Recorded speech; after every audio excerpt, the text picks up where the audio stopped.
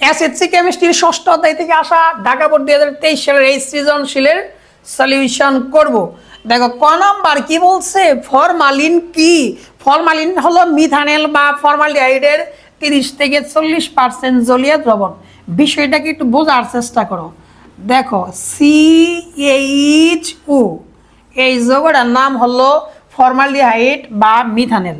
এই যৌগটা 30 থেকে 40% যে জলীয় দ্রবণ তাকেই বলা হয় ফরমালিন।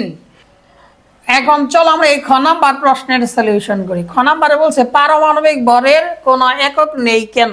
দেখো পারমাণবিক ভর বা গড় আপেক্ষিক পারমাণবিক ভর সমান আমরা লিখতে পারি মৌলের একটি পরমাণুর ভর বাই হলো একটি কার্বন 12 আইসোটোপের ভরের 1/12 অংশ। তুমি বলো তো একই জাতীয় দুইটা রাশির অনুপাতের কি কোনো একক আছে? এখানে তো তাই, এনেও বর নিচেও বর, তাহলে দুটো অনুপাত না? পারমাণবিক ভরটা কি বলো একটা অনুপাত না? এর জন্য এর কোনো একক নেই। এখন চলে ঘ নাম্বার প্রশ্নের সলিউশন করি। ঘ নাম্বার কি বলছে, উদ্দীপকের যৌগটির একটি অণুর ভর নির্ণয় করো। দেখো উদ্দীপকের যে যৌগটা সেই যৌগটা হলো কার্বনিক অ্যাসিড H2CO3।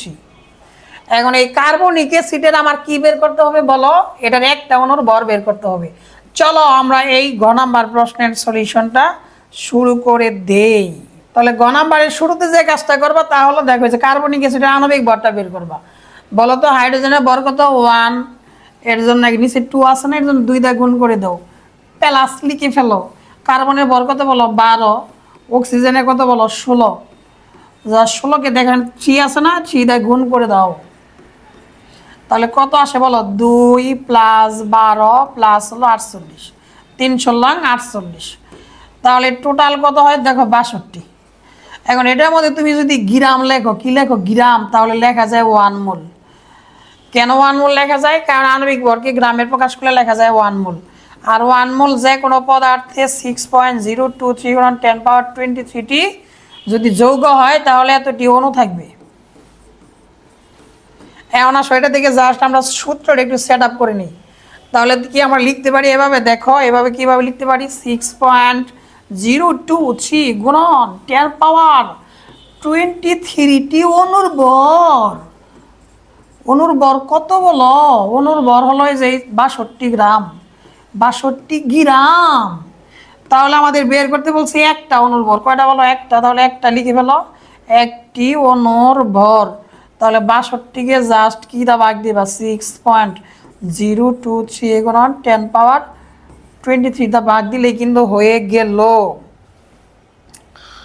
তা এখন আসো এটাকে যদি আমরা ক্যালকুলেটর দা ক্যালকুলেশন করি তাহলে কি মান দাঁড়ায় দেখো। তাহলে দেখো এটাকে যদি আমরা ক্যালকুলেটর দ্বারা ক্যালকুলেশন করি তাহলে যে মান পাই 1.0293 গুণন 10⁻22 গ্রাম। এটাই হলো গ নাম্বারের অ্যান্সার। কারো যদি কোনো সৃজনশীলের সমস্যা থাকে ফিজিক্স প্লাস কেমিস্ট্রি তাহলে কমেন্টে জানাইতে পারো। আর দ্বিতীয়ভাবেও আমার সাথে যোগাযোগ করতে পারবা। সেই সিস্টেমটা কি, তুমি ফেসবুকে গিয়ে প্রভাষক সোহেল রানা নামে সার্চ দিবা, দেখবা আমার আইডি পেয়ে যাবা, তখন মেসেজেও জানাইতে পারবা। তারপরেও যদি কেউ না পারো তাহলে মোবাইল 01724259896 ফোন করে তোমার সমস্যাগুলো জানাইতে পারবা ফিজিক্স এবং কেমিস্ট্রি। চলো আমরা ঘ নাম্বার শুরু করে দেই। চলো এই ঘ নাম্বারের সলিউশন করে ফেলি। ঘ নাম্বারে কি বলছে, উদ্দীপকের দ্রবণটি সেমি মোলার কিনা গাণিতিকভাবে বিশ্লেষণ করো। সেমি মোলার মানে কি বলতো? এস এর মান 0.5 মোলার হতে হবে। সেমি মোলার বলতেই এস এর মান এটা বোঝায়। তাহলে এখন আসো এই তথ্যগুলা দিয়ে আমরা এস এর মানটা বের করে ফেলি। কোনটা সলিউশন করতেছি বলো? ঘ নাম্বার। তাহলে বলো এস এর মানের সূত্র কি? এস সমান W গুণন 1000 বাই কি বলো MB। এখন একটু লক্ষ্য করে দেখো, বলো তো ডাব্লিউ এর মান কোনটা? এইটাই হচ্ছে ডাব্লিউ এর মান 3.8 কি বলো 75। এরপর দেখো সূত্রের 1000 এখন আসো আমাদের আণবিক বল লাগবে। দেখো এই যে কার্বনিক অ্যাসিডটা যে আছে H2CO3, দেখো এটার আণবিক ভর গতে কিন্তু আমরা অলরেডি 62 বের করে রাখছি।